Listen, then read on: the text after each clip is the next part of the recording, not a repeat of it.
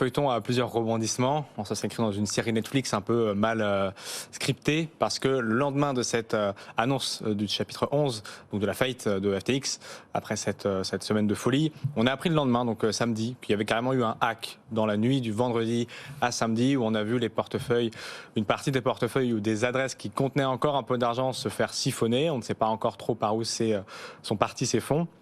Mais voilà, le narratif s'est poursuivi avec un hack de la plateforme juste après la faillite.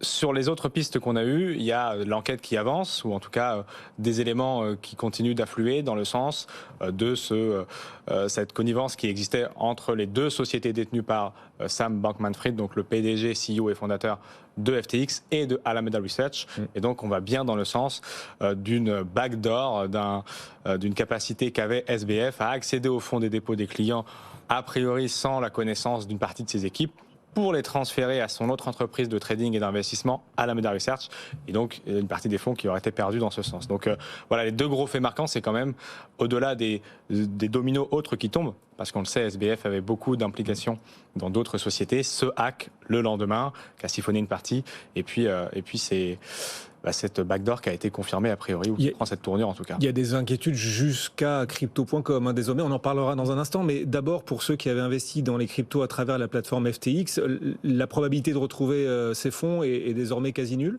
Elle est très faible, parce qu'en fait, maintenant on va démarrer ce chapitre judiciaire et juridique, duquel on verra comment ça se solde. On a déjà eu des problématiques similaires avec des plateformes qui ont fermé, qui ont été hackées, qui ont perdu les fonds. On a en tête tous Mt. Gox en 2014, qui avait vu une grande partie de ces bitcoins disparaître suite à ce qui semblait être un hack, et les gens qui sont encore depuis 2014 dans la procédure n'ont pas retrouvé leurs fonds. Et si jamais on part, et c'est le cas dans une dynamique similaire avec FTX, la probabilité de retrouver les fonds est faible, et la probabilité de retrouver 100% des fonds est quasi nulle. Combien de créanciers sont exposés?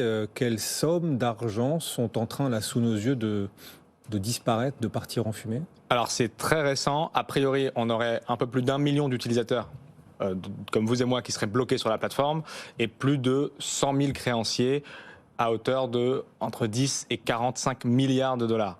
Donc là encore, c'est très récent. Il faut savoir qu'au moment où on discute sur ce plateau, a priori, SBF est encore entendu par les autorités de Bahamas, là où était la structure FTX, que, on le sait, la SEC a lancé avec d'autres structures étatiques des États-Unis des enquêtes dans ce sens. Donc ça tombe au fil de l'eau. Aujourd'hui, entre 10 et 50 milliards pour 100 000 créanciers, 1 million d'utilisateurs bloqués et qui ont en partie perdu leurs fonds. Et Sam Bankman-Fried, il est toujours aux Bahamas, ou il est entre les Bahamas et Dubaï? On voit tout passer là sur les réseaux. Il est en train d'essayer de s'enfuir. Et comment réagit-il aussi sur les réseaux? Il a répondu à une interview quand même. Il a pris le temps il y a quelques heures. Enfin, où en est-il? Où est-il? Que fait-il? Et comment il va, quoi?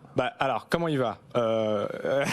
Il a réagi, on va voir quelques messages sur Twitter qu'il a laissés avec une énigme un peu bizarre. Il est en train de poster des choses à droite à gauche qui sont lunaires. Et c'est la continuité de ce script un peu bizarre hollywoodien qu'on a depuis une semaine maintenant que cette panique s'est déclenchée tout pile.